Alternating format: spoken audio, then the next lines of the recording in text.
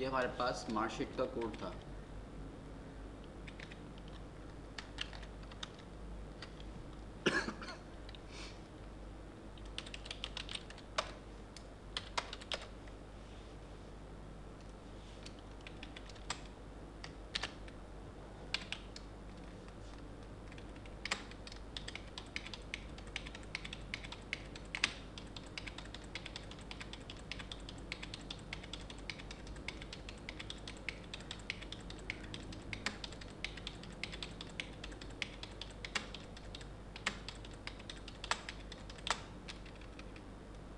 ठीक है जी। वैसे तो ये प्रॉपर्ली रन हो ही रहा था। पहला मसला तो ये था इसके अंदर ग्रेड नहीं है इसमें। सही, चलें ग्रेड कैलकुलेट करते हैं। इसके अलावा एक प्रॉब्लम और इन्होंने बताई थी मुझे। यदि अगर लेट सपोज़ हमने एक नंबर दिया, अब नंबर तो हमारे मैक्सिमम जो है वो ऑब्टेन मार्क्स जो हो सकते हैं वो 100 हो सकते हैं, लेकिन अगर आप ये वैल्यू भी देंगे तो ये इस पर भी कोई प्रॉब्लम नहीं करेगा आपको।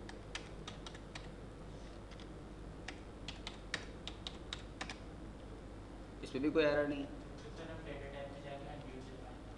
डेटा टाइप में जाकर कहाँ पे? जी जी,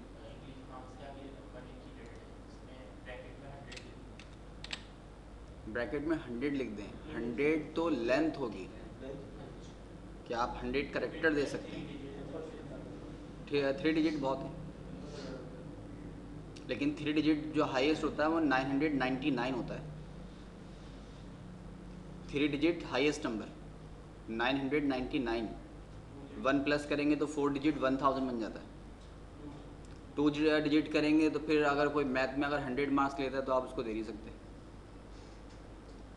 मैथ में तो पॉसिबिलिटी है 100 मार्क्स ऑब्टेन कर सकता है स्टूडेंट। अगर 2 डिजिट आपने कर दिया तो 99 तक तो सही है, वैलिड है वो, लेकिन 100 पर आकर 3 डिजिट में कन्वर्ट हो जाएगा और 3 डिजिट को एक्सेप्ट नहीं करेगा फिर वो। इसमें काम बिल्कुल छोटा सा ये करना है कि जहाँ बिगिन आया ना, यहाँ पर आते ही आप एक इफ़ लगा दीजिए। ठीक है,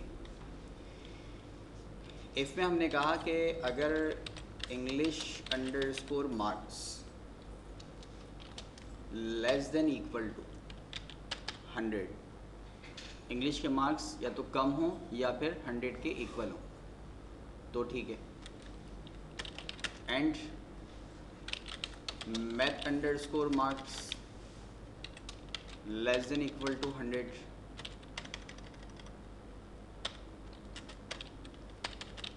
एंड इसके अलावा कौन सा है? English math physics underscore marks less than equal to 100 and Urdu underscore marks less than equal to 100 और and Islam underscore mark less than equal to 100, then ये काम करे। अच्छा, कुछ मार्क्स हैं और कुछ में मार्क लिखा हुआ है। फिज़िक्स में मार्क है, इसमें मार्क्स है और यहाँ भी मार्क्स है। अगर देन ये तमाम तरह स्टेटमेंट सही है ना, तो फिर इस बिगिन के ब्लॉक में आकर सारा स्टेप परफॉर्म करें। एंड इफ, ठीक है, फिर तो ये काम करे। अच्छा चलें एक काम और करते हैं। अगर यूज़र ने वैल्यू गलत दे दी तो फिर मैसेज भी दे दें। एल्स अगर ट्रू स्टेटमेंट है तो सारा काम करना है, परसेंटेज कैलकुलेट करो, ग्रेड कैलकुलेट करो, डिस्प्ले कर दो। एल्स अगर ऐसा नहीं है तो क्या करो? M% of D invalid marks का मैसेज दे दें।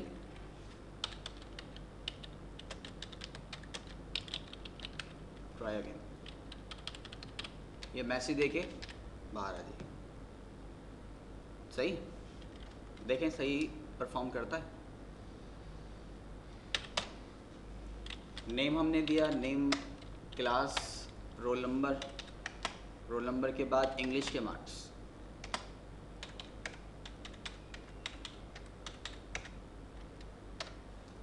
Invalid marks, please try again.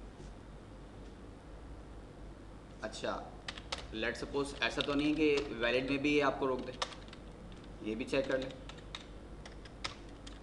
English के मार्क्स 78 आप कैलकुलेट कर दिए, प्रॉपर्ली हैंडल हो गया। तो ये सारा काम किससे होगा, इफ़ की कंडीशन से होगा। हमने क्या कहा कि जब वो कैलकुलेट करने जा रहा था तो वहीं पर एक कंडीशन डिफाइन कर दी कि इन तमाम तरह के मार्क्स लेस देन इक्वल होने चाहिए। अच्छा लगाएंगे क्या ऑपरेटर, एंड का। अगर और का ऑपरेटर लगा दिया तो कोई भी एक सब्जेक्ट अगर लेस देन इक्वल होगा तो उसको ट्रू कंसिडर कर लेगा, क्योंकि और में किसी भी एक कंडीशन का होना ज़रूरी होता है, किसी भी एक का।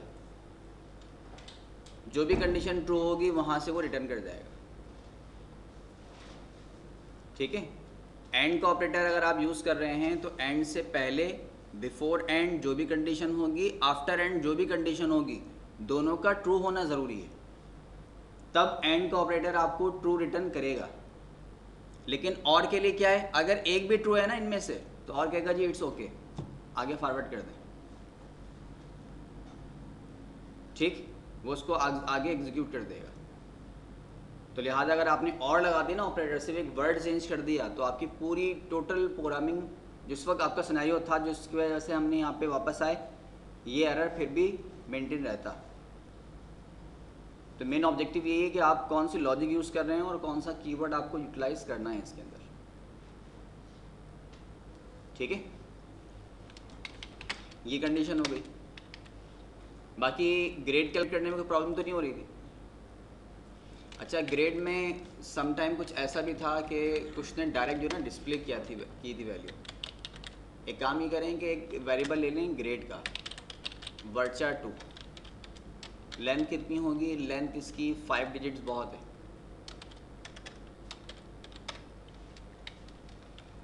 जब परसेंटेज कैलकुलेट हो जाएगी उसी वक्त तो आप फाइनलाइज कर सकेंगे कि ग्रेड क्या है।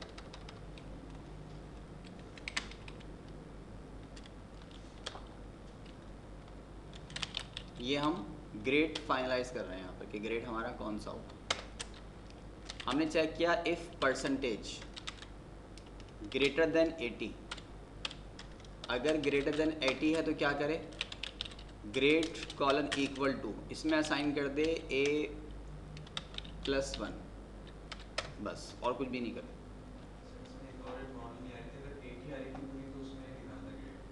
इसमें नहीं दिखा रहा था,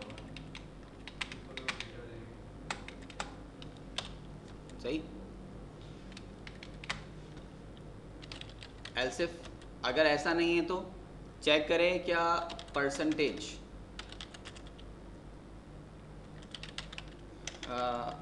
वेरिएबल हमारा परसेंटेज है, ठीक है जी, बिटवीन है किसके, 70 एंड 79.99 के। तो देन क्या करें, then grade colon equal to A assign कर दे, सही। एल्सिफ अगर परसेंटेज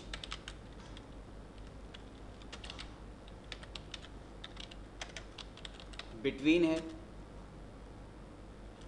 60 एंड 69.99 के, तो देन क्या करे, ग्रेड असाइन कर दे कॉलन इक्वल टू बी, और एंड तक आप इसको चेक करते चले जाएं जहाँ तक आपको कंडीशन डिफाइन करनी है, सही। जब इस कंडीशन से कंट्रोल बाहर आएगा तो यकीनन ग्रेड की वैल्यू या तो A1 होगी या A होगी या फिर B होगी, कोई भी एक वैल्यू होगी, डिपेंड करता है परसेंटेज के ऊपर। जब कोई भी एक वेरिएबल, कोई भी एक वैल्यू ग्रेड को असाइन हो गई तो बस जहाँ पर आपने परसेंटेज प्रिंट करवाया यहाँ पर एक लाइन और ऐड कर दें, %d ग्रेड इज़ और ग्रेड की वैल्यू, सिंगल कोट क्लोज, ठीक है। बजाय इसके कि आप वहीं पर चेक कर लें, वहीं पर चेक करने से फ़ायदा क्या होगा कि मार्कशीट बाद में प्रिंट हो रहा है, ग्रेड पहले आ रहा है। तो उसको आप अपने ऑर्डर में रखें। ऑर्डर में रखने से क्या मतलब कि उसको असाइन करवा दें किसी वेरिएबल के अंदर, और जहाँ भी आपको डिस्प्ले करना है उस लेवल के ऊपर उस वेरिएबल को डिस्प्ले करवा दें। सही।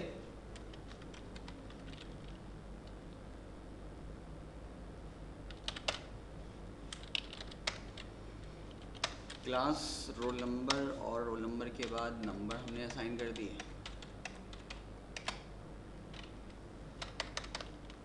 ग्रेड 92.4 पर A+1 ग्रेटर देन 80 को चेक किया था हमने।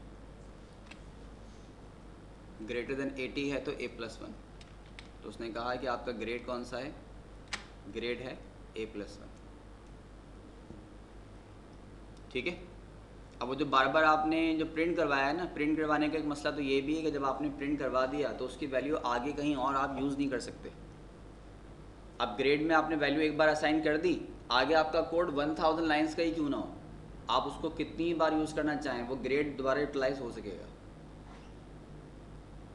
ठीक भाई, स्कूल की पॉलिसी है, कॉलेज की पॉलिसी है कि ग्रेड A1+ जो है उसको आप कुछ ना कुछ ग्रांट करेंगे, उसको कोई और फैसिलिटीज़ प्रोवाइड करेंगे, कुछ कंसेशन देंगे, तो वो ग्रेड भी चाहिए होगा आपको आगे मज़ीद फर्दर प्रोसेसिंग के लिए। तो अगर आप यहीं पर डिस्प्ले करवा देते हैं, डिस्प्ले करवाने का एक प्रॉब्लम तो ये होगा कि अगर आपको यहाँ पे वैल्यू काम डिस्प्ले करनी है इस लाइन के ऊपर, तो वो जो कोड आपने यहाँ लिखा है ना, ये वाला, ये पूरा कोड आपको यहाँ लिखना पड़ता, तो फिर आप डिस्प्ले करवा देते, सीक्वेंस में आ जाता ग्रेड। लेकिन ग्रेड सीक्वेंस में आने के बावजूद एक प्रॉब्लम क्या रहती है कि ग्रेड की वैल्यू को फर्दर आप यूज़ नहीं कर सकते थे। ठीक। और प्रोग्रामिंग में ये होता है कि वैल्यूज़ को हमें मल्टीपल टाइम यूज़ करना होता है। अगर यूज़ करना है तो फिर आप किसी वेरिएबल में उसे स्टोर करवाइए। ठीक। तो यहाँ दोनों कंडीशन अप्लाई हो गई हैं।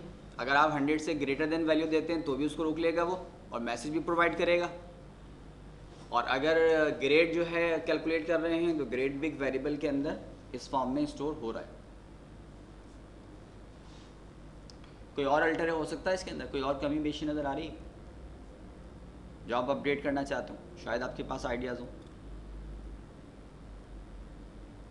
2 प्रॉब्लम आई थी तो 2 प्रॉब्लम तो फेस कर ली हमने।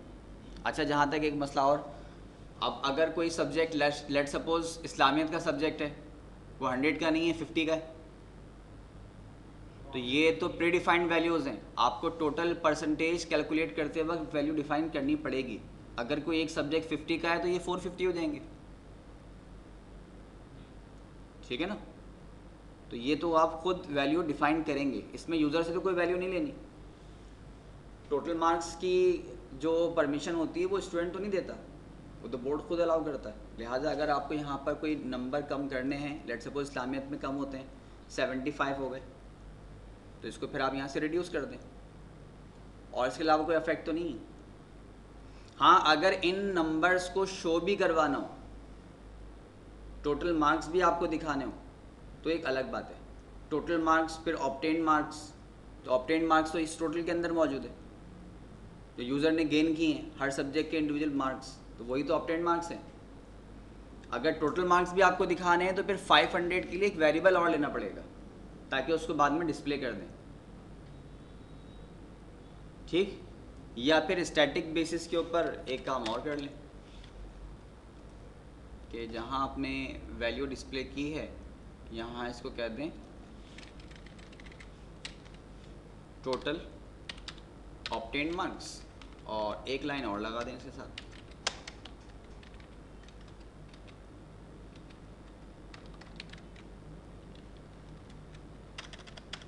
टोटल मार्क्स, और टोटल मार्क्स अभी हमने कोई वेरिएबल तो लिया नहीं इसका। जब वेरिएबल नहीं लिया तो फिर कंडीशन ये है कि आप यहाँ पर वैल्यू कांस्टेंट वैल्यू प्रोवाइड कर दें।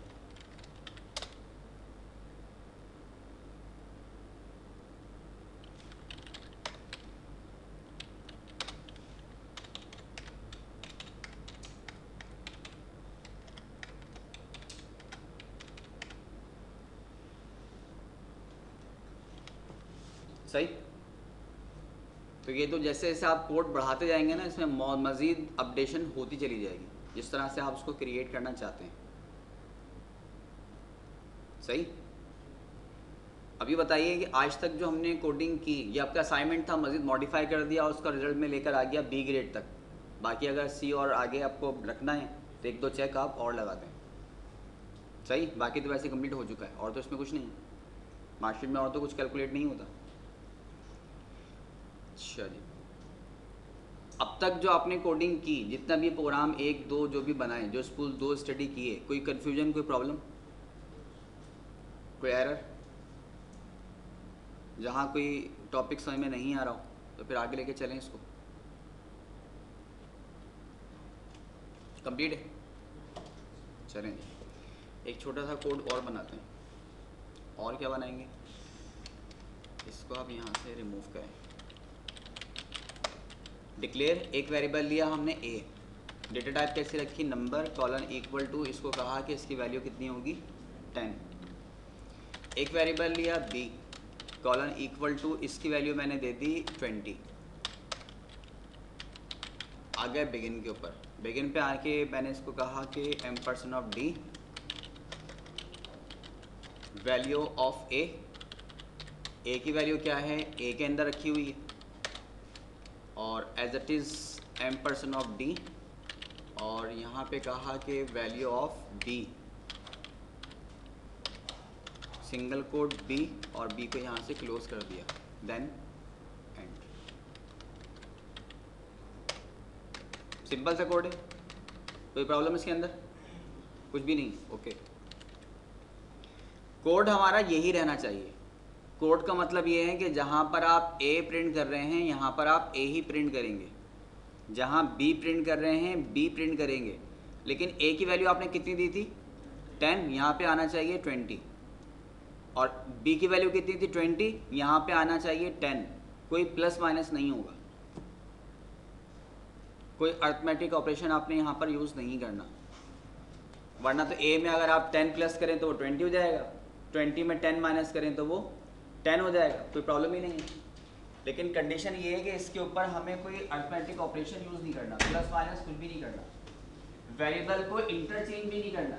जहाँ पर ए डिस्प्ले हो रहा है वहाँ ए ही डिस्प्ले होगा, जहाँ बी डिस्प्ले हो रहा है वहाँ बी ही डिस्प्ले होगा। कौन सॉल्व करवा रहा है? ये विदाउट प्रोग्रामिंग के है, इसमें प्रोग्रामिंग का कोई यूज़ नहीं है, बिल्कुल जर्नल सा क्वेश्चन है जी।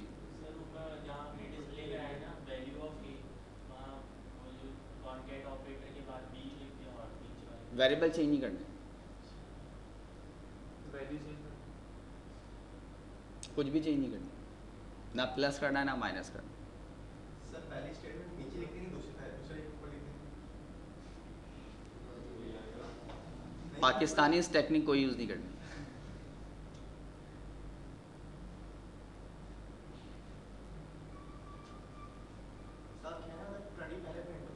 नहीं 20 प्रिंट नहीं हो, आप जब वैल्यू ऑफ ए दे रहे हैं ना तो वेरिएबल भी ए ही आना चाहिए, लेकिन ए के अंदर वैल्यू बी की हो, और जब आप कह रहे हैं वैल्यू ऑफ बी तो बी ही प्रिंट करना है, लेकिन वैल्यू ए की हो। वेरिएबल भी ये रहना चाहिए और प्लस माइनस भी नहीं होना चाहिए, अगर प्लस माइनस कर दिया तो भी मसला हल हो जाएगा। अगर आप यहाँ पे एक छोटी सी टेक्निक यूज़ करते हैं प्लस माइनस की, तो यहाँ पर एक सिंपल सी वैल्यू ले लें, A colon equal to A plus 10, तो ये 20 हो गया, B colon equal to B minus 10, change हो गया, लेकिन ये प्लस माइनस नहीं करना। तो सर यहाँ पे a इक्वल्स टू b कर दे और b इक्वल्स टू a कर दे, असाइन करा दे सर प्रिंट से पहले। A colon equal to B कर दूं और नीचे b colon equal to a। B colon equal to A कर दूं।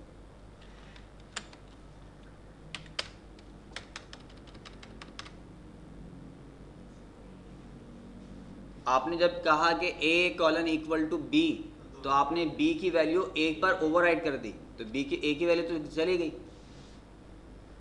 अब कहाँ से लाएंगे उसको?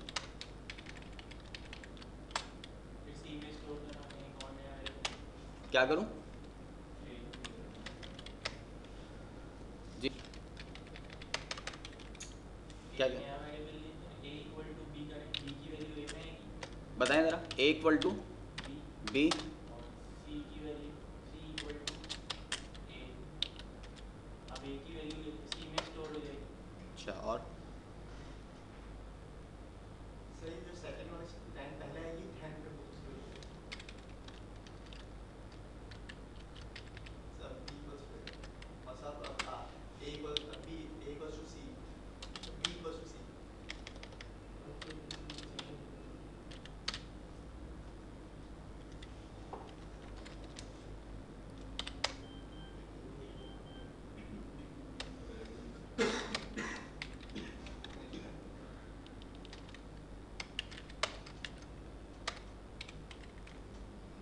इसे आप कहते हैं c और यहाँ पर वैल्यू 0।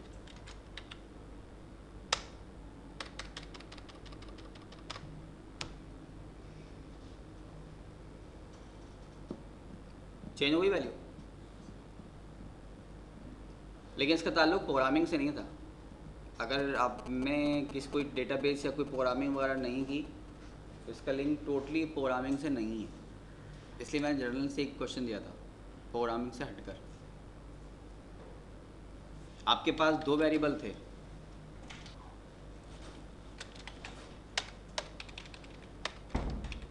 एक था a एक था b। अगर आप सिर्फ a b की वैल्यू ही इंटरचेंज करते तो डायरेक्टली कभी भी नहीं होती। जैसे पहले किया था ओवरराइट होनी ही थी। इसके लिए हमें क्या चाहिए होगा, एक और वेरिएबल चाहिए होगा। ठीक है भाई, दो रूम है आपके पास, एक रूम ये एक रूम ये। इसका सामान वहाँ शिफ्ट करना है, उसका सामान यहाँ शिफ्ट करना है। थर्ड कोई और प्लेस इस वक्त नहीं है, तो डायरेक्टली तो चेंज नहीं हो सकता। ज़रूरी है कि एक और प्लेस आपके पास अवेलेबल हो। आप यहाँ का सामान निकाल के बाहर रखें तो ये रूम फ्री हो गया, सही। अब उस रूम का सामान अगर यहाँ आप शिफ्ट भी कर देंगे तो कोई प्रॉब्लम नहीं है, क्योंकि इसका सामान तो एक्स्ट्रा थर्ड प्लेस के ऊपर मौजूद है। फिर वहाँ से सामान निकाल के सेकंड रूम में शिफ्ट कर दो, सही। ये काम हुआ है।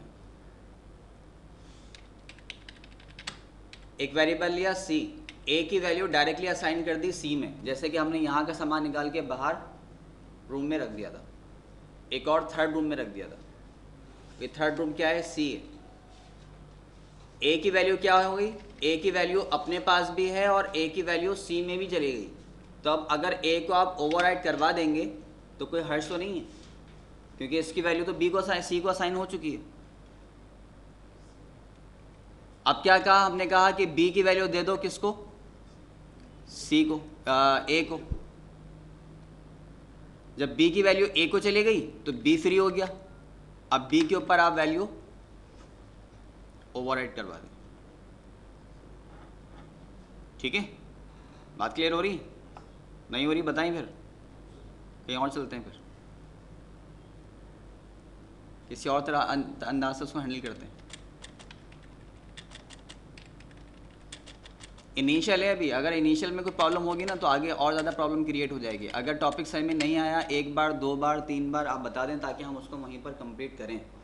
जब डीप में जाएंगे ना फिर ज़रा प्रॉब्लम हो जाएगी। सिंपल सी लॉजिक थी, क्लियर हुई है, कंप्लीट हो रही है। हो रही है तो बताएं, मैं एक और असाइनमेंट दूँ फिर, सही। चलें जी, इसको हटाइए।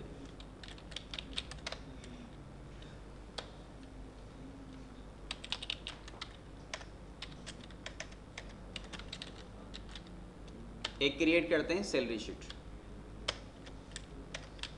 सैलरी में हमने क्या किया, एक वेरिएबल ले लिया ई नेम का, एम्प्लॉय के नेम के लिए। डेटा टाइप कैसी होगी, वर्चर टू, लेंथ कितनी होगी इसकी, हमने कहा 20 होगी। और ये वैल्यू यूज़र से हमने गेट भी कर ली,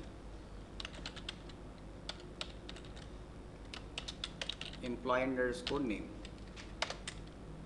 ठीक है, इसके बाद एक वेरिएबल लिया हमने dptno। डेटा टाइप कैसा होगा, हमने कहा कि डेटा टाइप नंबर होगा। Colon equal to m% of dptno, variable user से वैल्यू गेट भी कर ली, सही। इसके अलावा फिर हमने इसको कहा कि आप क्या करो, बेसिक सैलरी इंटर कर दो, ampersand of basic underscore salary. कभी भी कोई वेरिएबल के बीच में अगर आपको स्पेस चाहिए हो ना, तो स्पेस डायरेक्टली इस फॉर्म में नहीं आता। स्पेस के लिए हमेशा ज़रूरी है कि आप अंडरस्कोर यूज़ करें। दूसरी बात एक और वेरिएबल से रिलेटेड, कि कोई भी वेरिएबल कभी भी कोई रिजर्व वर्ड नहीं होगा। आप इसको बेसिक तो लिख सकते हैं, लेकिन आप इसको इस तरह करके अगर आप क्रिएट करना चाहें वर्ड डिक्लेयर का, तो ये declare as a variable name use नहीं हो सकता, क्योंकि डिक्लेयर क्या है, ये एक रिजर्व वर्ड है। रिजर्व वर्ड क्या है, ऑरेकल उस वर्ड के ख़ास मीनिंग अपने पास स्टोर करके रखा हुआ है। जब आप डिक्लेयर करते हैं तो उसे मालूम है कि पीएल का कोड स्टार्ट हो चुका है और यहाँ पर वेरिएबल्स की डिक्लेरेशन होगी। आप किसी वेरिएबल का नेम इफ़ नहीं रख सकते, किसी वेरिएबल का नेम आप एंड नहीं रख सकते। ठीक, अगर एंड चाहिए तो एंड अंडरस्कोर शीट कर दें ताकि थोड़ा चेंज हो जाए। लेकिन सेम टू सेम जैसे रिजर्व वर्ड मौजूद हैं, एज इट इज़ आप रिजर्व वर्ड को वेरिएबल के तौर पर यूज़ नहीं कर सकते। सही, एक वेरिएबल हमने ले लिया basic underscore salary. Basic salary लेने के बाद हमने एक वेरिएबल लिया अलाउंस के लिए। डेटा टाइप कैसा होगा, इसका भी नंबर होगा, data type number, colon equal to value user से इनपुट ले ली अलाउंस के लिए। इसके अलावा एक वेरिएबल लिया हमने deduction, data type number, colon equal to ampersand of deduction, कितने पैसे उसके डिडक्ट करने। और क्या क्या हो सकता है इसके अलावा, और कुछ पॉसिबिलिटी है?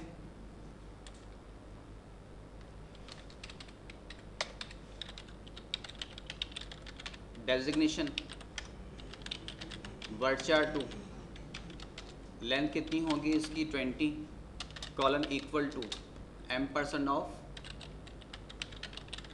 डेजिग्नेशन, ये भी यूज़र से इनपुट ले लिया और 3 वैल्यू हमने यहाँ पर इनपुट ले ली। सॉरी, कमीशन, कमीशन मैंने डेजिग्नेशन ना वर्ड एड इसलिए किया है क्योंकि उसको देखते हुए हम कमीशन वगैरह खुद अलाउ कर देंगे। वेरिएबल चाहिए होगा, वेरिएबल फिर क्रिएट करते रहेंगे जैसे हमें रिक्वायर्ड होगी। बिगिन में आए, बिगिन में आने के बाद हमने चेक किया कि if designation equal to salesman, then क्या हो, देन हमने कहा कि एक वेरिएबल ले लो आप कमीशन का, डेटा टाइप कैसी होगी, नंबर, कॉलन इक्वल टू 0। अगर डेजिग्नेशन सेल्समैन है तो क्या करें, कमीशन के अंदर स्टोर करें बेसिक सैलरी का 10%। सही, एल्स इफ अगर डेजिग्नेशन इक्वल टू है क्लर्क के, तो देन क्या करे, कमीशन के अंदर स्टोर कर दे बेसिक अंडरस्कोर सैलरी का 2% और इसके अलावा कुछ नहीं होगा। नल रखेंगे तो बेसिकली नंबर यहाँ पर आपके पास 0 है, रीराइट होगा। वैसे इस लेवल पर नल रखने की ज़रूरत है नहीं, लेकिन अगर आप चाहते हैं तो इन 2 पर ये कमीशन हो, इसके अलावा और कुछ भी है तो क्या करें, इसके अलावा कुछ भी है तो commission colon equal to null, उसको नल असाइन कर दें। नहीं भी लिखेंगे तो 0 ही आएगी, कोई इफेक्ट नहीं है क्योंकि आपने 0 से असाइन करवाया उसको। सही, कमीशन मिल गई, ओके।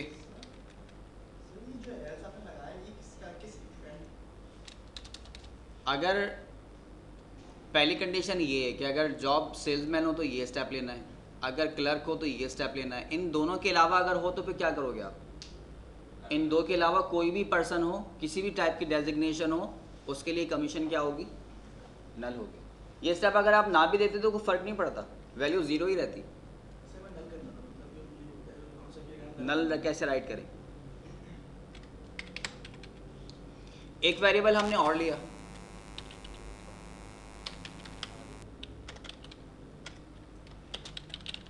एनुअल सैलरी के लिए।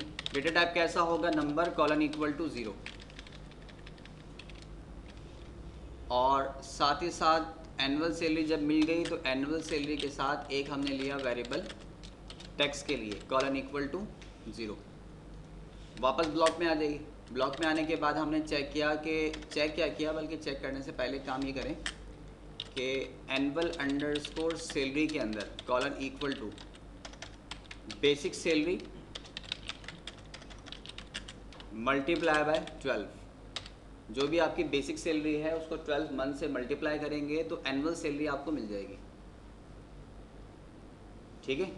और टैक्स एनुअल सैलरी पर ही कैलकुलेट होता है, ठीक है। कंडीशन पर आए, हमने कहा कि if annual underscore salary greater than 1,50,000 के बजाय 15,000 कर दें आप इसको, क्योंकि आपके पास ईएमपी टेबल में इतना ज़्यादा अमाउंट नहीं है। आप इसको अगर वहाँ अप्लाई करेंगे तो वहाँ थाउजेंड्स में वैल्यू आएगी, लैक्स में नहीं आएगी। अगर ग्रेटर देन 15,000 है तो देन क्या करें? देन फिर करना ये है कि जो वेरिएबल आपने टैक्स लिया है उसके अंदर असाइन करें बेसिक अंडरस्कोर सैलरी का 5%। सही। कोई भी यूज़र उसकी सैलरी अगर ग्रेटर देन 1,15,000 अगर होती है तो 15,000 के अंदर टैक्स कैलकुलेट करे सिर्फ 5%। इसको जब आप अप्लाई करेंगे ना तो अप्लाई करके देखिएगा, नेक्स्ट टाइम मैं थोड़ा सा उसको और मॉडिफाई करवाऊंगा। अभी बाहर फिलहाल कितना ही रखें। एल्स इफ अगर एनुअल अंडरस्कोर सैलरी बिटवीन है 10,000 टू 14,999 के, देन क्या करें?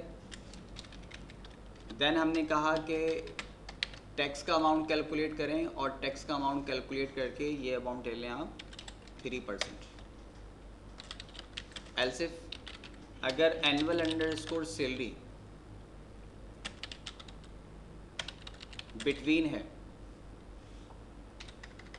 5,000 एंड 9,999 के, तो देन क्या करें?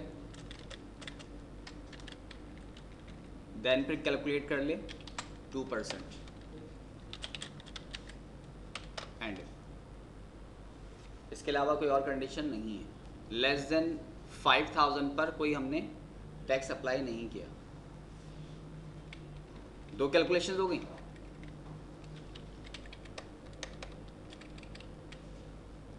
एक वेरिएबल हमें और चाहिए नेट अंडरस्कोर सैलरी के लिए।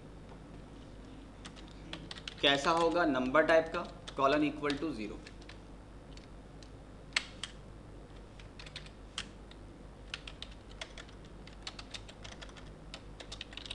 Net underscore salary. Net salary क्या होगी जी? Basics underscore salary, basic salary में प्लस करें अलाउंस जो भी आपने यूज़र को ने गेट किया,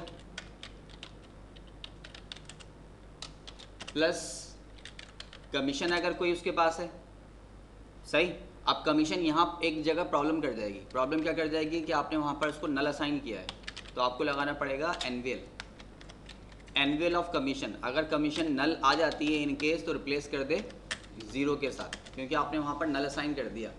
इन केस अगर आपने जॉब की डेजिग्नेशन मैनेजर दी तो मैनेजर तो यहाँ मेंशन ही नहीं है, मैं तो सिर्फ क्लर्क और सेल्समैन है, तो क्या करेगा? सैलरी को नल असाइन कर देगा और नल वैल्यू यहाँ पर कैलकुलेट होगी नहीं। तो फिर इसके लिए आपको एनुअल लगाना पड़ेगा। सही। अच्छा जी, कमीशन भी हो गई। कमीशन के बाद और क्या है? बोनस का अमाउंट नहीं है इसमें, बोनस के अगेंस्ट कमीशन आया हुआ है। और क्या हो सकता है? डिडक्शन हो सकता है। तो एक काम ये करें कि ये अमाउंट हमारे पास आ चुका, तो हमने कहा कि पहले आप इसको सबका सम ले लो, ठीक है। सम लेने के बाद माइनस करो क्या चीज़, इसके अंदर एक तो है डिडक्शन का वेरिएबल और एक है टैक्स का वेरिएबल जो सैलरी में से माइनस होना है। तो पहले तमाम तर वैल्यूज़ का सम ले लें जो कैलकुलेट सम होना है, जिन्हें माइनस करना है उनको भी प्लस कर लें और फिर दोनों का नेट सम कैलकुलेट कर दें। ये हमारी कैलकुलेट हो गई बेसिक सैलरी, ठीक। और कोई अपडेशन इसके अंदर करना चाहते हैं? चलें।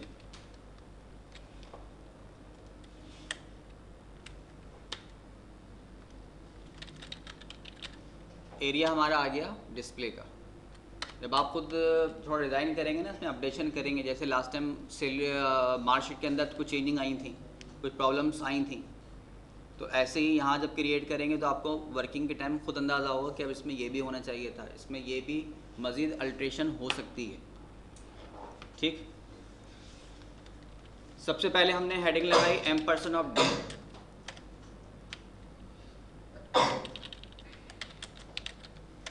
Salary sheet.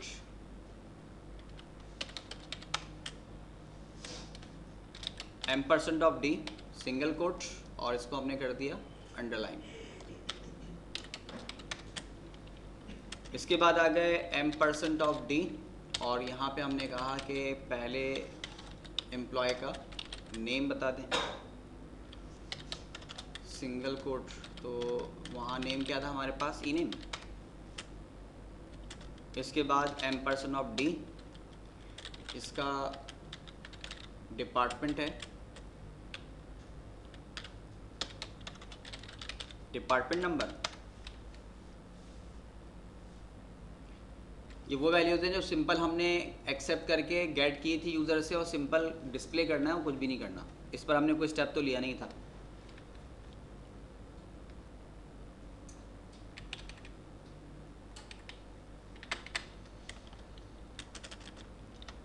इसके बाद M% ऑफ D, हमने कहा जी बेसिक सैलरी यूज़र की है,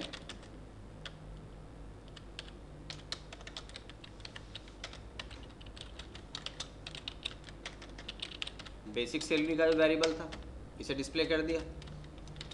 M% ऑफ D, इसके अलावा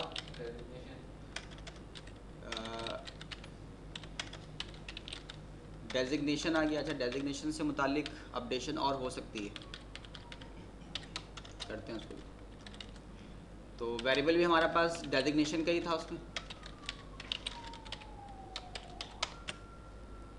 इसके अलावा और कौन सा वेरिएबल था? अलाउंस का वेरिएबल था।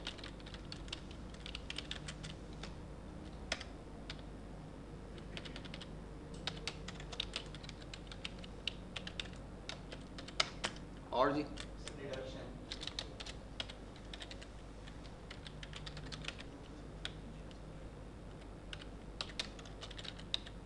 डिडक्शन के अंदर मौजूद है।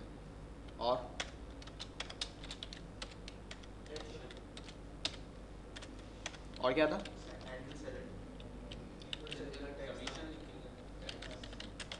कमीशन। तो कमीशन के ही वेरिएबल में मौजूद है। टैक्स से पहले एनुअल सैलरी शो कर दें, एनुअल सैलरी।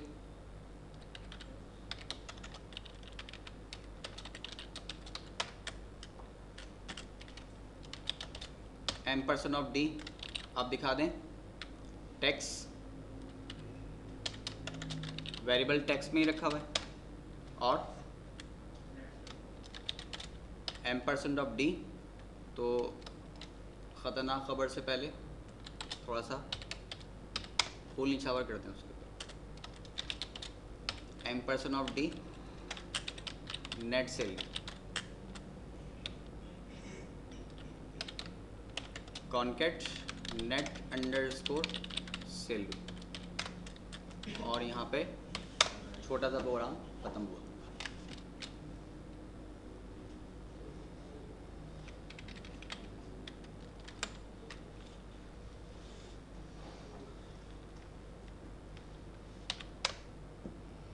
एम्प्लॉय नेम हमने असाइन कर दिया, कह रहे हैं डिपार्टमेंट नंबर दिया हमने 30, डेजिग्नेशन हमने दी सेल्समैन, बेसिक सैलरी इसको बताई 1000, अलाउंस दिया इसको 500 का, डिडक्शन इसको बताई 300 की, और कह रहा है आपको एरर की पूरी कंप्लीट लिस्ट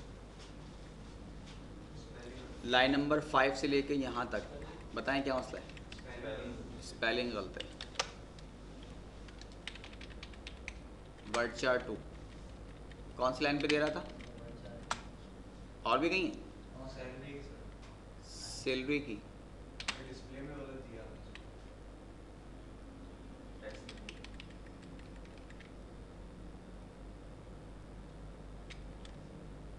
और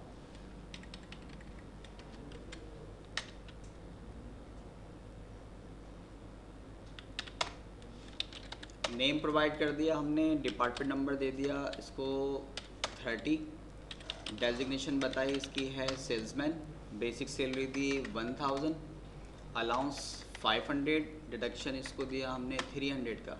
अब क्या कह रहा है? कह रहा है basic salary must be declare. Errors को चेक क्या करें, एरर क्या कह रहे हैं?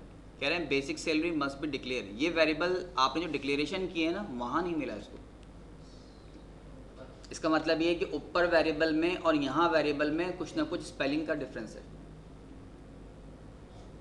Basic salary annual salary must be declare.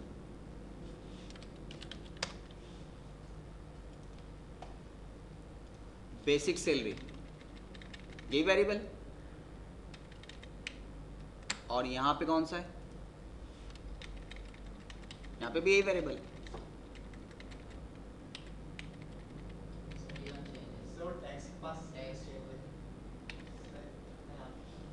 यहाँ डिस्प्ले में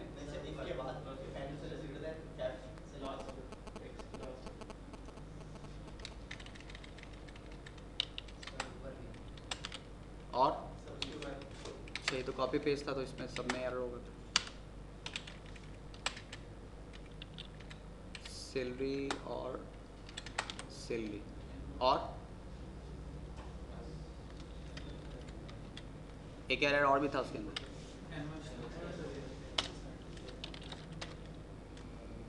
डिपार्टमेंट नंबर 30 और salesman, basic salary 1000, allowance, deduction, amount. अब क्या कह रहा है?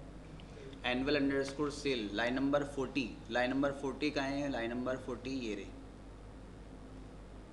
एनुअल अंडरस्कोर सेल, और ऊपर कौन सा क्रिएट हुआ है? Annual salary. ठीक है, अगर यहाँ कोई प्रॉब्लम होती तो यहाँ पे भी एरर आता, लेकिन वहाँ डिक्लेरेशन सही है, एनुअल सेल है।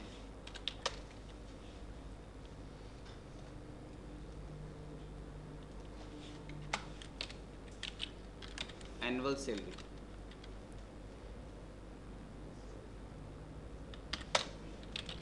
नेम दे दिया हमने, डिपार्टमेंट नंबर पास किया 30, डेजिग्नेशन इसको बताई सेल्समैन, बेसिक सैलरी दी 1000, अलाउंस, डिडक्शन, और यहाँ पर सैलरी कैलकुलेट हो गई। सैलरी आपकी थी 1000, ठीक है, 1000 सैलरी पर अलाउंस प्लस किया 500, कितने हो गए? 1500। 15 में से 200 माइनस किए 1300, और 1300 के अलावा कमीशन कितनी आ गई? 1400। लेकिन 1400 के साथ साथ 30 का टैक्स भी है, तो 1400 माइनस 30 1370। सही है, क्योंकि वहाँ हमने जो क्राइटेरिया दिया है टैक्स का, बिटवीन ये वाला सिनेरियो है 1000 सैलरी है तो एनुअल कितनी होगी? 12,000 होगी। सही। अब 12,000 सैलरी अगर है तो 12,000 सैलरी के अंदर कौन सा कितना अमाउंट कैलकुलेट होगा? बेसिक सैलरी का 3% कैलकुलेट होगा। तो उसका 3% जो दिखाया है वहाँ पर ये अमाउंट कौन सा? डिडक्शन और एडिशन डिस्प्ले करना चाहूँ तो नीचे नेट सैलरी से पहले सही रिजल्ट में नहीं, कौन सा वेरिएबल दिखाना चाह रहे हो आप ये बताओ। सर जो हमारी नेट सैलरी आ रही है ना सर, हाँ। उसमें जो डिडक्शन और एडिशन हो रही है सर वो शो हो जाएगा। ये डिडक्शन और ये एडिशन हो रहा है और ये डिडक्शन हो रहा है, तो इसको फिर आपको एक और वेरिएबल के अंदर स्टोर करवाना पड़ेगा, क्योंकि यहाँ तो आपने एक सेपरेट सारा काम नेट सैलरी के अंदर स्टोर कर दिया। लेकिन अब आप ये भी दिखाना चाह रहे हैं टोटल एडिशन कितना है और टोटल डिडक्शन कितना है, इसको मेंशन करना चाहते हैं, तो उनके लिए दो अलग वेरिएबल चाहिए होंगे, उन्हें फिर यहाँ पे स्टोर करेंगे। एग्जीक्यूटिव ब्लॉक उसमें डिक्लेरेटिव ब्लॉक के अंदर आए, इसमें हमने कहा कि total underscore addition data type कैसा होगा? Number colon equal to 0। ऐसे ही हमने कहा कि एक वेरिएबल है हमारे पास total underscore deduction, data type number colon equal to 0। अब यहाँ आके जो आप सैलरी कैलकुलेट कर रहे हैं ना दो स्टेप के अंदर, इससे पहले हमने क्या किया कि वेरिएबल लिया total underscore addition colon equal to, ये दोनों अकाउंट को यहाँ से उठा लें, ये दोनों अकाउंट को यहाँ से हमने कट और यहाँ आकर पेस्ट, ये दोनों स्टोर कहाँ पे हो गए? टोटल एडिशन के अंदर हो गए, और जो एडिशन का सम था वो यहाँ पर आकर हमने ऐड भी करवा दिया। बात एक ही है, लेकिन क्योंकि अलग से आप डिस्प्ले करवाना चाहते हैं तो आपको सेपरेटली कैलकुलेट करना पड़ेगा। एज इट इज़ डिडक्शन के लिए भी total underscore deduction colon equal to, तो डिडक्शन हमारे पास ये दो वैल्यूज़ कर रही हैं, इन दोनों को यहाँ से गेट करें, कंट्रोल एक्स और यहाँ लाकर पेस्ट, ब्रैकेट हटा दें, हम ब्रैकेट की ज़रूरत नहीं है, और जो वैल्यू माइनस हो रही थी उसके अंदर माइनस कर दें आप टोटल अंडरस्कोर डिडक्शन। सही, उसकी सिर्फ वैल्यू चेंज कर दी, वेरिएबल में स्टोर करवा दिया। अब इन दो वेरिएबल को आप यहाँ पर शो कर दें।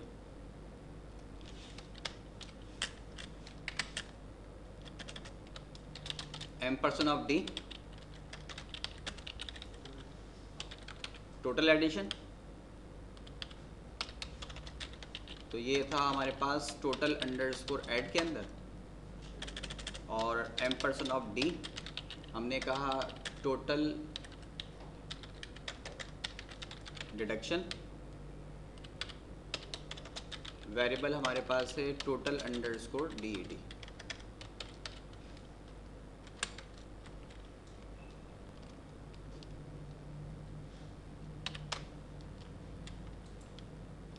नेम असाइन करें, नेम दे दिया, डिपार्टमेंट नंबर 30 दे दिया, डेजिग्नेशन सेल्समैन, बेसिक सैलरी हमने 1000 दे दी, अलाउंस डिडक्शन। सही, तो जितनी वैल्यूज़ आपको चाहिए, जिस लेवल पे चाहिए, जो सिनेरियोज आपके पास हैं उसके मुताबिक डिक्लेरेशन होती चली जाएगी, वैसा ही आप प्रोग्राम को क्रिएट करते रहेंगे। ठीक है जी, कोई और अपडेशन इसके अंदर? कोई और पॉसिबिलिटी है? सर लंबा वेटिंग का हम ये डिस्प्ले का आ जाएंगे, ये डिलीट हो रहा है और ये ना एडिशन हो रही है, तो उसको करवाएं। तो ये है ना सामने करवाएं, नहीं सर हम सामने करवाएं, सर हम तो सामने हम करते हैं, डिस्प्ले करवा जाएंगे, वो तो स्पेस देके आप कॉन्केट करके डिस्प्ले कर दें आप। हो जाएगा।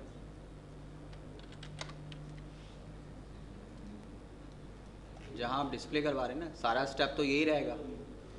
ये वैल्यू आ गई, कॉन्केट, थोड़ी सी स्पेस हमने दी, दोबारा कॉन्केट, और ये वैल्यू %D के साथ आ गई। बाकी सारी की सारी वैल्यूज़ वही रहेगी, कुछ भी नहीं करना इसमें।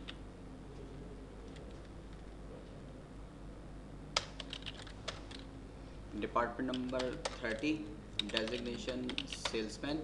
चलिए स्पेलिंग का मसला आ गया। स्पेलिंग के मसले से क्या होगा कि आपको कमीशन ही मिलेगा इसमें। सैलरी 1500 200, ठीक है ना, कमीशन नल हो गया क्योंकि इस टाइप की कोई सैलरी हमने डिफाइन नहीं की वहाँ पर। तो दोनों टोटल एडिशन टोटल डिडक्शन एक ही लाइन के अंदर आ गया। प्रोग्रामिंग कोड तो एक ऐसा स्टेप है कि आपके पास सिर्फ, मैं बार बार जो आपसे कह रहा हूँ ना कि कॉन्सेप्ट्स क्लियर हो रहे हैं नहीं हो रहे हैं, तो आपके सिर्फ कॉन्सेप्ट्स क्लियर होने चाहिए, बाकी जो आप चाहते हैं वो हर चीज़ पॉसिबल है, नो वाला कॉन्सेप्ट नहीं है। सर यहाँ पे कमीशन कभी नल तो आ ही नहीं सकता सर, हम टेबल से हम लिख करते तो है नल आ सकते हैं, यहाँ पे तो कभी नल नहीं आ सकता सर। यहाँ पे तो हम जो भी वैल्यू दे रहे हैं उसको हमसे वैल्यू हमेशा वैल्यू ले ला के देगा वो। सबको तो कमीशन नहीं देंगे ना, कमीशन का बेसिकली बिहेव जो होता है वो सेल्समैन के लिए होता है। क्लर्क को भी असाइन कर दी कि चलें एटलीस्ट 2 जॉब्स हो जाएं, मैनेजर को कमीशन किस बात की देंगे? हाँ सर, जब प्रैक्टिकली के अंदर सेल्समैन का बिहेव ये होता है कि उसको आपने फिक्स सैलरी असाइन कर दी कि जी आपकी जी 10,000 फिक्स सैलरी है, बाकी जितना सेल करोगे उसका 10% है। और ठीक है सर, हम यहाँ पे तो हमें नल की जरूरत नहीं है, मतलब हम यूज से इनपुट ले रहे हैं। नहीं, ज़रूरत नहीं थी इसकी, सर ये आपने असाइन तो की थी सेलमैन से उससे अपने कमीशन। लेकिन यहाँ सेलमैन मैंने सेलमैन थोड़ी लिखा है, सेल्समैन होता तो अप्लाई करता, यहाँ ज़रूरत नहीं थी एनुअल। वो तो नल किस तरह पीएल में डिफाइन करेंगे उस पर्पस के लिए स्टेप आए थे, और यही वजह थी कि हमें यहाँ पर एक स्टेप और बढ़ाना पड़ा नल रखने की वजह से। वरना अगर यहाँ पर एनुअल नहीं लगाते या वहाँ पे नल नहीं रखते तो ये आपके टोटल सैलरी के अंदर जो बेसिक सैलरी है नेट सैलरी के अंदर एरर आ जाता, क्योंकि वहाँ डिडक्शन कमीशन भी माइनस प्लस हो रही है, नल प्लस होता नहीं। सर ये आप सैलरी के हिसाब से रैंक भी तो रख सकते हैं। सैलरी के हिसाब से रैंक भी रख सकते हैं, ये आप जितना क्राइटेरिया इसमें ऐड करना चाहेंगे तो मज़ीद होता चला जाएगा। अभी ये तमाम तर सैलरी हमने यूज़र से वैल्यू गेट करके की है, जब हम डेटाबेस को डिस्कस करेंगे तो ये तमाम तर वैलिडेशन परफॉर्म करेंगे टेबल से, यूज़र से वैल्यू नहीं लेंगे, बल्कि वैल्यू कहाँ से आएंगी, जो टेबल के अंदर स्टोर है, ठीक। फिर वहाँ से वैल्यू को देखते हुए सैलरी शीट कैलकुलेट करेंगे, ठीक है। कोई और क्वेश्चन इससे रिलेटेड?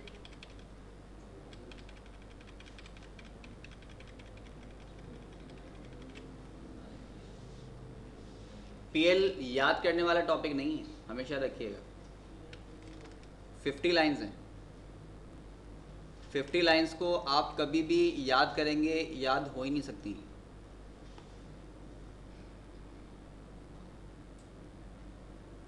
टोटल प्रैक्टिकली है, आप लॉजिक्स क्रिएट करते रहेंगे और वो डेवलप होती रहेगी। ये 50 भी कम है, आगे जब हम कोडिंग करेंगे और बढ़ेगी, क्योंकि ये आपको देख रहे हैं कि जी हम कह रहे हैं कि अब ये भी होना चाहिए तो इसके लिए वेरिएबल चाहिए, वेरिएबल क्रिएट कर लिया, टैक्स चाहिए तो टैक्स के लिए वेरिएबल चाहिए, डिडक्शन है तो उसका भी वेरिएबल हो, एनुअल है तो उसका भी वेरिएबल हो। कॉन्सेप्ट बढ़ते जा रहे हैं, लाइंस इंक्रीज होती चली जा रही हैं, इसमें लर्निंग वाला कॉन्सेप्ट कोई भी नहीं है। तो ये कोशिश आपकी बस यही हो कि ज़्यादा से ज़्यादा आप प्रैक्टिस पर तवज्जो दीजिए, ज़्यादा से ज़्यादा प्रैक्टिस करें, जितनी कर सकेंगे इतनी वैल्यू आपके पास रहेगी, अदरवाइज याद नहीं होता ये। दूसरी बात, आपने एक बार प्रोग्राम बनाया एरर आ गया, सेकंड टाइम बनाया एरर आ गया, थर्ड टाइम बनाया उसमें भी एरर आ गया, फोर्थ टाइम आपने कोशिश नहीं की तो उसमें एरर इतने आ रहे हैं। लेकिन हमेशा रखिएगा कि जो एरर आ रहे हैं और आप उन एरर को रिमूव कर रहे हैं, वो एरर आपके नेक्स्ट प्रोग्राम में कभी भी क्रिएट नहीं होंगे।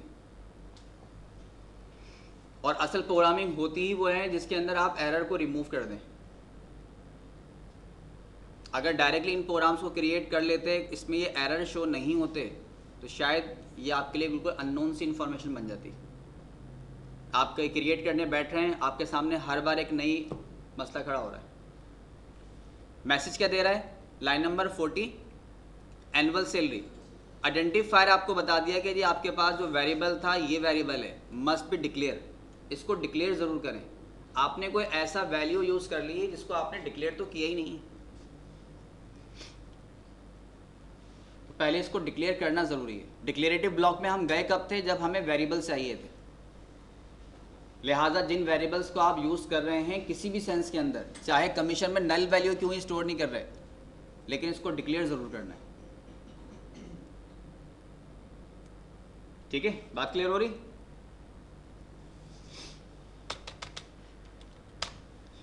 कोशिश कीजिएगा टॉपिक क्लियर हो, सब कुछ क्लियर ना हो जाए।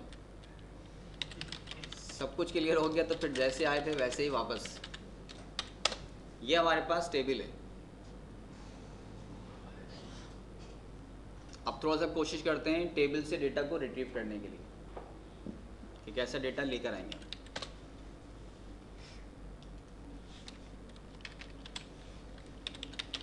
आए डिक्लेरेटिव ब्लॉक के अंदर एक वेरिएबल लिया हमने v_empno।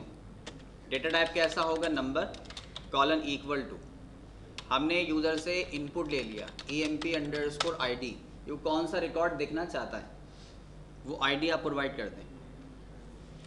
इसके अलावा फिर हमने एक वेरिएबल लिया v_ename। डेटा टाइप कैसी होगी, varchar2। लेंथ हमने इसकी ले ली 20। v_job varchar2 लेंथ कितनी होगी इसकी 10। v_sale data type number colon equal to 0। v_department number data type number colon equal to 0। और क्या रह गया, v_mgr data type number colon equal to 0। और कमीशन डेटा टाइप इसकी भी नंबर होगी colon equal to 0। Hire date data type कैसी होगी, डेट। बस कंप्लीट हो गए वेरिएबल्स, कोई फील्ड रही तो नहीं। आ गए बिगिन में। बिगिन में आने के बाद हमने कहा select empno comma ename comma job sal department number commission mgr hire date. पूरे हो गए कॉलम। ये तमाम तर वैल्यू किस में स्टोर करनी है, इनटू v_empno जो वेरिएबल हम क्रिएट करके आए हैं। अच्छा empno तो हमने यूजर से गेट ही किया है।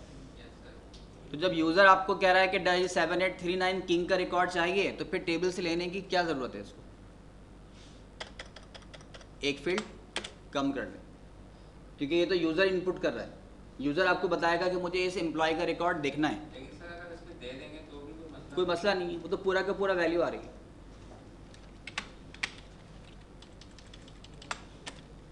इनटू v_ename इनेम के अंदर स्टोर करें, कॉमा v_job में स्टोर करें। अच्छा ये जो सीक्वेंस आपने ऊपर रखी है ना, ये चाहे कुछ भी हो, इसमें कोई प्रॉब्लम नहीं है, लेकिन जो सीक्वेंस यहाँ रख रहे हैं उसको यहाँ फॉलो करना इनटू के अंदर ज़रूरी है।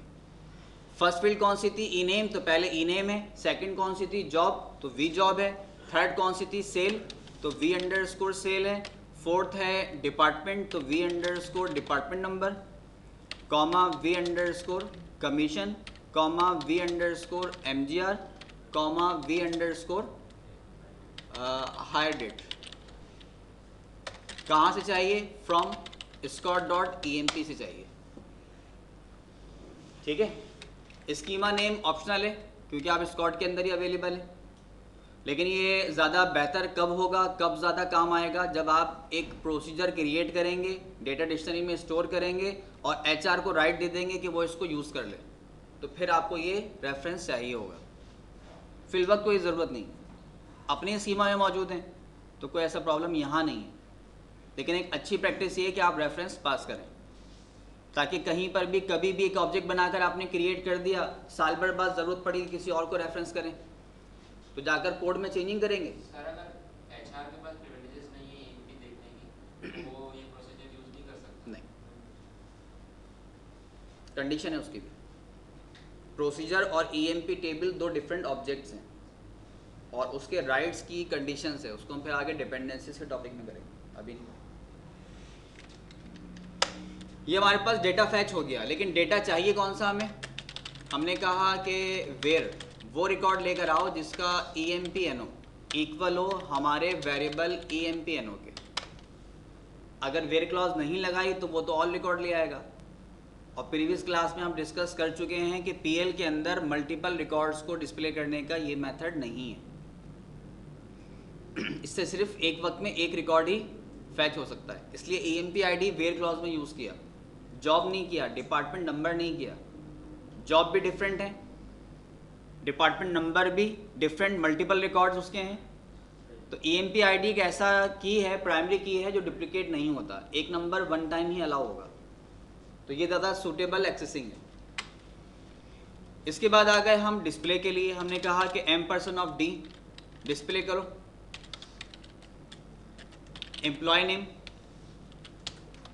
कोड, एम्प्लॉय नेम किस में है हमारा, V_ नेम के अंदर मौजूद है।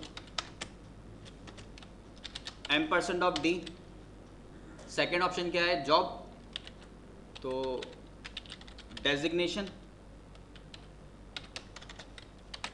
V_ जॉब की फील्ड के अंदर मौजूद है।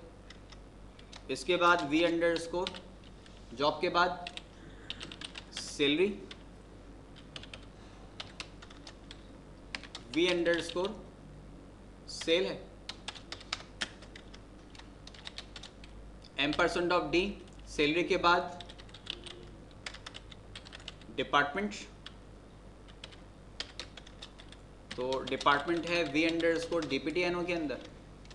M%D, इसके बाद वेरिएबल है हमारे पास मैनेजर का, मैनेजर ID, तो V_ MGR के अंदर स्टोर है। M%D, MGR के बाद क्या है, कमीशन,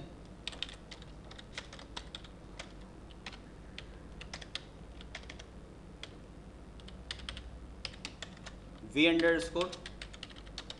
कमीशन में मौजूद है। और इसके बाद M%D, कौन सा वेरिएबल है हमारे पास, हायर डेट का, हायर डेट,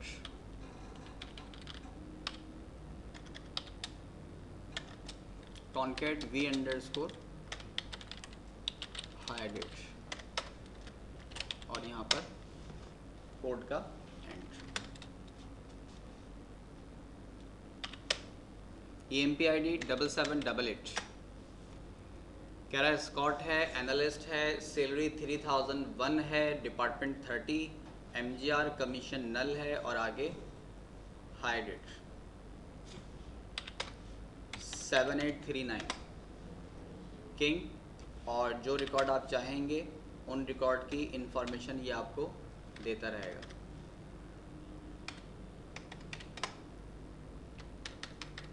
डेटा वैसे भी तो फाइंड कर सकते हैं। कैसे? ये क्रॉस हाँ, तो वेयर क्लॉज यूज़ किया हमने। अभी जब आप सिंगल रिकॉर्ड की बात कर रहे हैं तो विदाउट वेयर तो हो ही नहीं सकता, वो वेयर के साथ ही यूज़ किया। PL में रिकॉर्ड मेथड जो है, रिकॉर्ड डिस्प्ले करने का, सिंगल रिकॉर्ड डिस्प्ले करने का मेथड वो यही होगा। सर मल्टीपल रिकॉर्ड्स बन सकते हैं PM में? आ सकते हैं, लेकिन आगे हम टॉपिक में करेंगे,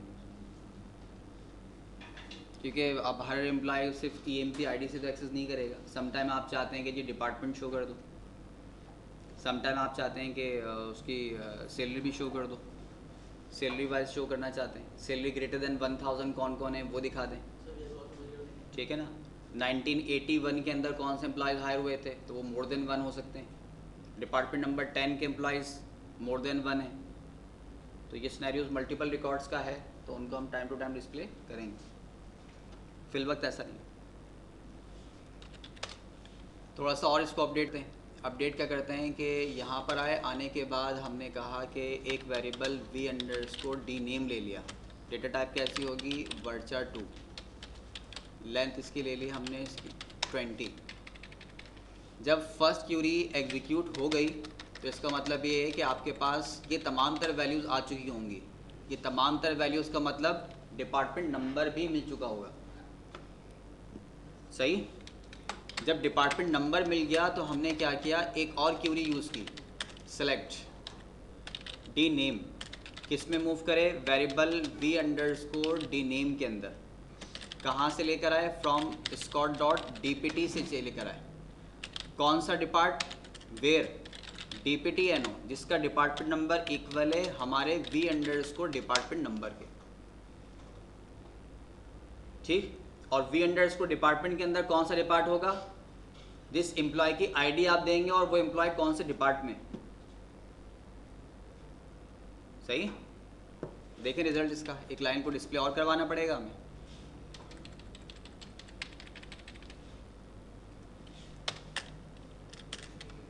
एम्परसेंड ऑफ डी, और हमने कहा कि D name is V underscore D name.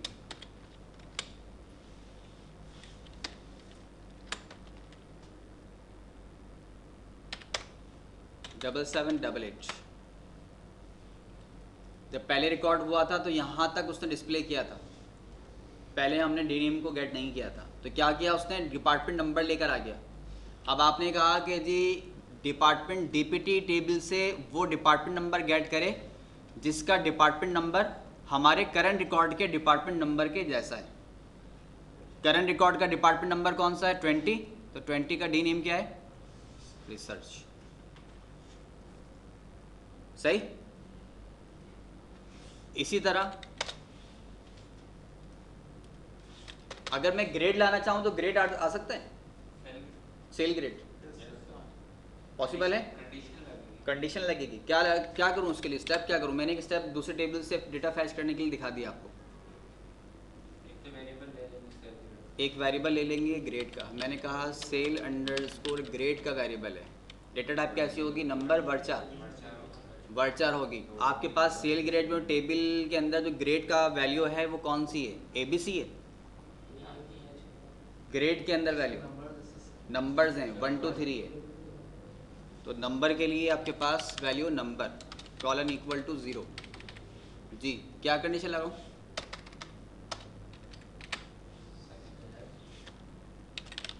Select, कौन बता रहा है, एक बंदा बताए, 1 बाय 1। मिक्सर में पता नहीं चलता कौन बोल रहा है। जी select grade into sal underscore grade from sal grade Scott dot sal grade where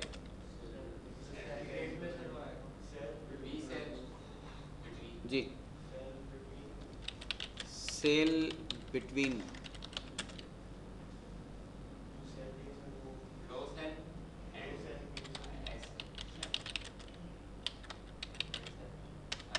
सही, ठीक है। क्या हमारे पास कोई वेरिएबल सेल का है, वी सेल होगा हमारे पास, क्योंकि जब पहली क्यूरी एग्जीक्यूट हुई तो उसने सैलरी गेट करके वी अंडरस्कोर सेल में स्टोर कर दी थी, जैसा कि हमने यहाँ पर डिपार्टमेंट को मैच करवाया था, ऐसे ही यहाँ पर वी अंडरस्कोर सेल के लिए होगा। अब क्या करें, अब आकर हमने कहा कि एम्परसेंड ऑफ डी ब्रैकेट, और हमने कहा कि इसका ग्रेड क्या है, सिंगल कोट वी अंडरस्कोर, इसमें था सेल ग्रेड के अंदर सेल अंडरस्कोर ग्रेड में वैल्यू थी।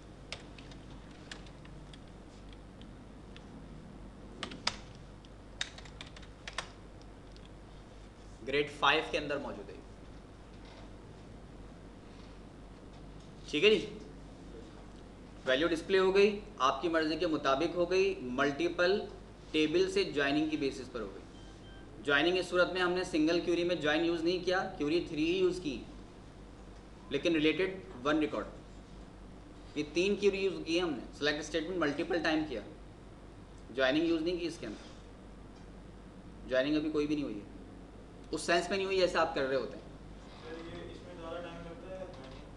इसमें ज़्यादा टाइम लगता है।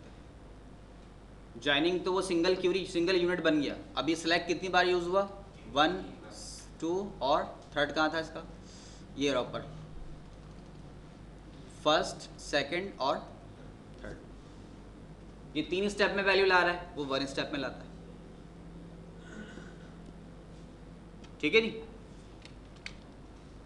मैं असाइनमेंट नहीं दे रहा, लेकिन अगर ये टॉपिक आपके, क्योंकि टॉपिक थोड़े से आज बढ़ गए, असाइनमेंट नहीं दे रहा, लेकिन ये है कि अगर आपकी यहाँ तक अच्छी प्रैक्टिस हो जाती है तो ये रिकॉर्ड तो हमारे पास आ गया। अब इसके ऊपर आप वो एनुअल सैलरी टैक्स वगैरह का जो बिहेव था ना, वो यहाँ पर अप्लाई कर सकते हैं। असाइनमेंट नहीं है, प्रैक्टिस है आपके ऊपर, ऑप्शन है आपके लिए। क्योंकि रिकॉर्ड तो आ गया, ये वैल्यू आप यूज़र से इनपुट ले रहे थे, inter user number, inter salary, ये सब दे रहे थे। अब ये तमाम तरह वैल्यू तो आपको मिल चुकी हैं। तो अब इसके बाद एक वेरिएबल एनुअल सैलरी का, टैक्स का, ये सब कुछ यहाँ पर आ सकते हैं। कमीशन की ज़रूरत ही नहीं है, कमीशन तो ऑलरेडी टेबल में मौजूद है। तो वही annual salary, tax, net salary, सब का सब यहाँ पर ऐड हो सकता है। ठीक है, असाइनमेंट नहीं है, ऑप्शनल है। पहले कोशिश कीजिएगा कि आप स्कूल कंप्लीट कर लें। स्कूल के टॉपिक्स है ना, वो कोई रुके नहीं, कंप्लीट हो जाए। अगर हो जाता तो फिर देन आप प्लस ऑप्शनल पे जाइए कि अब इसके बाद मैं ये करके ट्रैक कर लूँ। ठीक है जी, आज के लिए काफ़ी इतना।